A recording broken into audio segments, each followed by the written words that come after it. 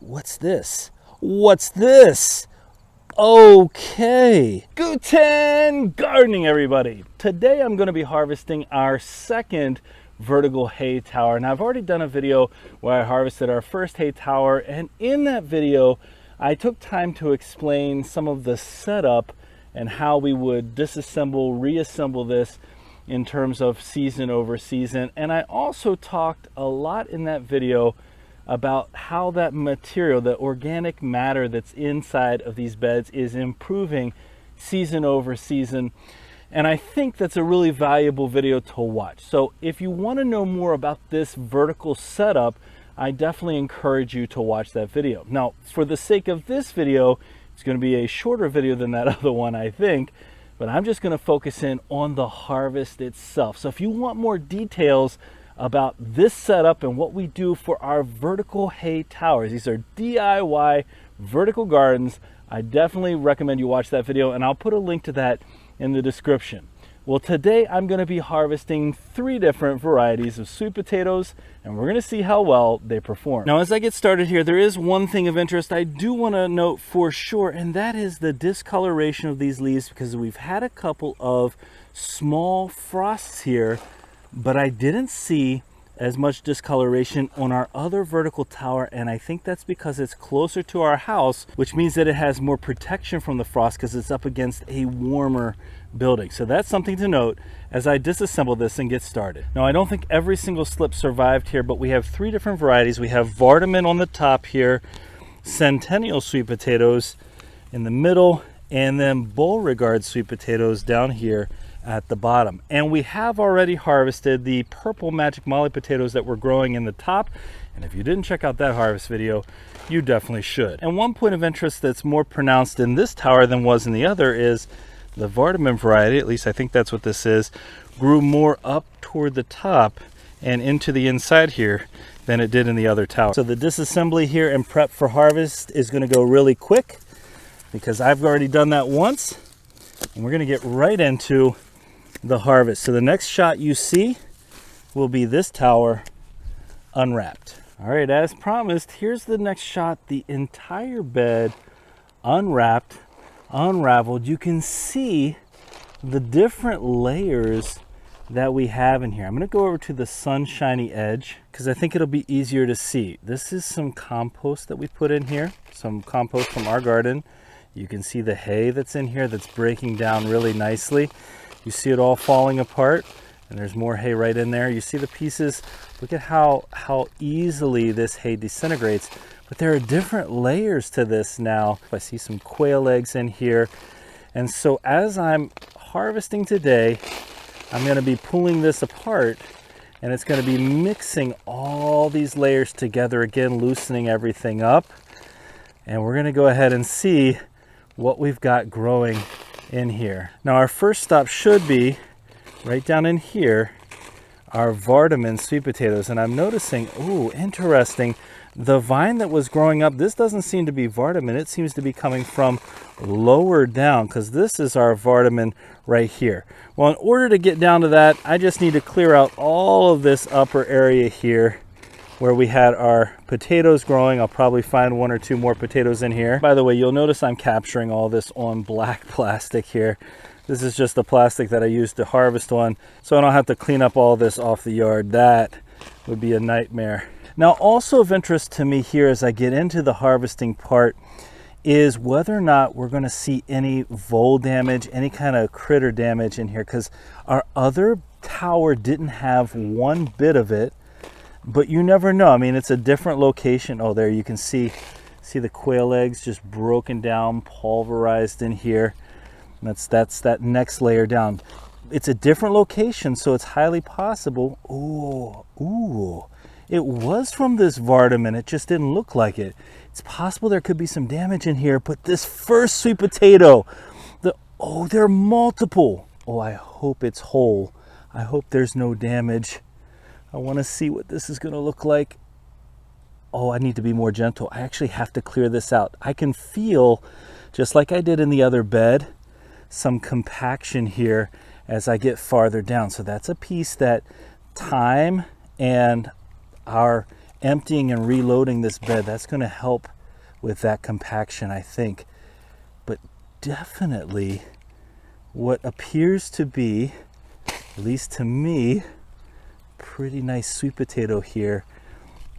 Our Vardaman have done okay for us this season. They're a variety that we've heard are supposed to be really resistant to cracking. All right, I think this is loose enough now where I can detach this. Ooh, those are beautiful. Our first sweet potatoes out of this tower are perfect. No damage yet, and there's another really nice one right here. Looks like it just came detached. Absolutely wonderful. So as I said, and I'll keep referring back to this, I call this the hay tower. Even though we've started adding compost and other things to it, I can actually see some rabbit bedding in here because we've added rabbit waste in addition to the hay. But our base is still, it still remains hay. And you know, now this is the second season growing in here. As we continue to build this up, and we'll continue to add more hay to it, I think we're going to see even more production like that, because this is just going to keep breaking down and loosening up. All right, let's get over here to our next slip, and I'm uncovering that beautiful Vardaman color. It's a lighter colored sweet potato. You can see that here. I think it's like a orangish, yellowish color. That's how I would describe it. Now, let me push this stuff up off the top here. I mean, they're not massive, but they're perfect. And based on the density, see that? There's a little bit of density there. That's an egg. Based on the density, I'm thinking if we come in here, we get this all loosed up. There's so much potential in these beds. There's so much great organic matter. Now, when I fill this up, when I fill this back up, I'm going to be using some of the rabbit castings. We'll add some more rabbit droppings. I call them castings.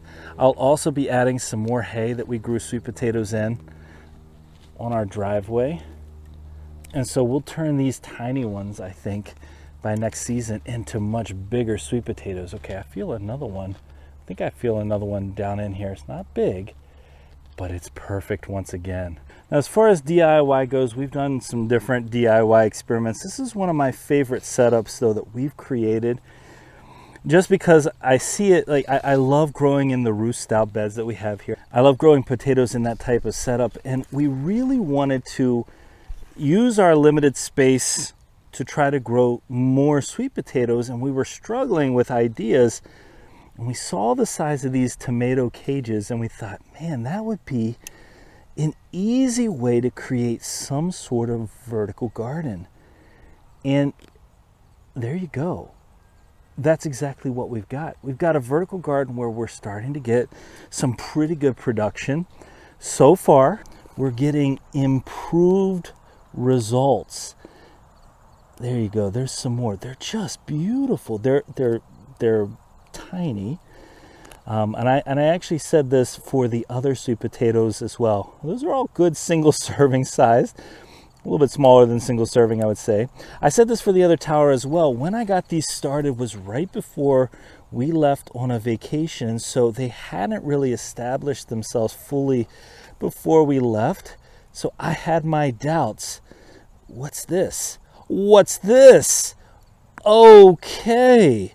I had my doubts, but then they came through and they still survived. And in some cases, I'd say they did more than survive. It was a really nice slip. Well, I thought I had found all the ones from that slip, and then I come over here and there's more underneath. That was our best slip of this variety by far. And now we're going to move on to our Centennial sweet potatoes, which have been a consummate struggle for us this season to get them to perform. I really think the Centennial are kind of like our summer squash or our cucumber problems from a couple years ago, where everybody said, this is what you want to grow. You'll do so well. And then we didn't. We figured out those. So let's see. Ooh, actually, this one, oh, it's sprouting again. But this one looks to be a decent size. It looks like there's only one, maybe, on this slip, but it's not bad. Let's see if we can pull it out of here gently so as not to snap anything. Okay, well, the moisture of the last couple weeks definitely got to this sweet potato. It's all split up.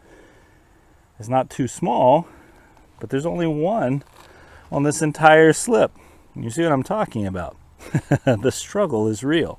We see all these trails in here. Sometimes I think that's just how things settle, but I'm also now seeing for the first time something that I haven't seen actually for quite some time, and that is some damage underneath here to this sweet potato. And it looks like this might have been our biggest Centennial sweet potato, but I've made it very clear that the critters we deal with, the voles, are quite selective, and they typically go for the biggest sweet potatoes they can find. And that's exactly the case here. Here's the sweet potato, and there's a couple of bites taken out. It looks like there were some decent sweet potatoes here. There are some decent sweet potatoes here. Nothing of any size right here, but if I pull this out, yeah, you can see, oh, see, there it is. There's the damage. It seems like they went for the lower hanging fruit this time. Okay, but that's still not bad. That's the one I broke off. It's not massive, but not bad.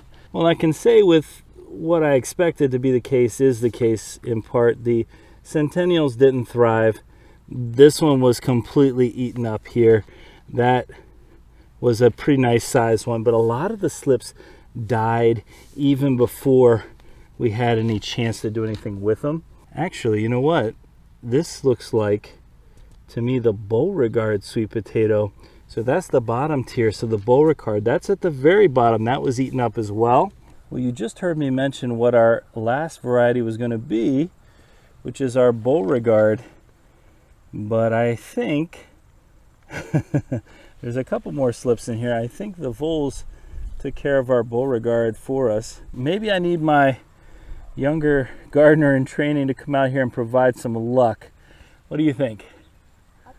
Okay. All right, come and see if this one's whole. I feel one right underneath here, but I don't know if it's damaged or not. It's not on the outside. Okay, be gentle with it though. Let's loosen everything up around it, because if we're not getting very many Beauregards, we want them to be healthy, the ones we do get. All right, this one, oh, there's a couple. Okay, complete mind shift here whenever we go from eaten to a couple. Ooh, there's several on this one that don't look like they've been destroyed. Maybe it's you being out here. What do you think? I don't know. You don't know? All right, I think we've got it pretty loose. You want to try to pull it out? I don't want to break it. You don't want to break it. Okay, gently. Let's wiggle it a little bit.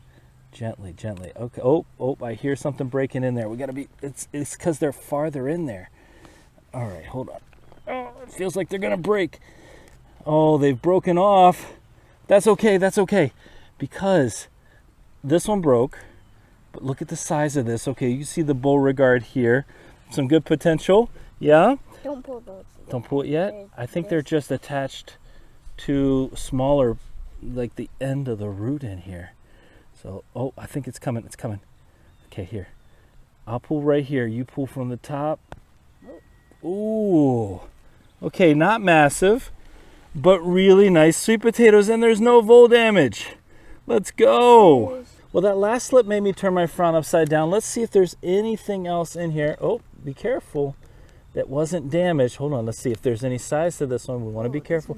Oh, yeah, we're right back at it. Hey, at least we were able to save one sweet potato slip from those voles. Let's take a look. Oh, actually, nope, that one's eaten too. Let's take a look at what we got out of this harvest. Well, to be honest, I was a little surprised I hadn't uncovered these critters earlier. In case you're wondering what they look like, I saw it at the very end. There's a little vole. There's the little critter. The size of the critter, they get bigger than this, but it does the damage. I must have found their nest at the very bottom. He's still moving around. He doesn't like the fact that he's disturbed. there's nothing at all majorly impressive about this harvest. I mean, our Vardamans are really the only ones that we got any decent production that wasn't eaten up by voles. So, I mean, Vardaman seems to be a really good way to go. I will tell you again, the Beauregards here have been really good to us this season, just not this time around. But one thing I said I was going to do last season that I didn't do this season was to wrap some of our hardware cloth around the exterior here, and I may do that next season. But I mean, the other tower didn't have any damage, so maybe it's a timing thing. I don't know. What I do know is I'm excited for next year's growth because I think the material in here is going to be phenomenal, and I can't wait to get started. Well, hey, I hope you enjoyed today's video. Even though the harvest wasn't massive, I still enjoyed getting out here, getting a few more sweet potatoes for our household. If you did enjoy today's video, don't forget to give us a like, leave us a comment, remember to share and subscribe, and most importantly, remember, when you're with us, you are good to grow.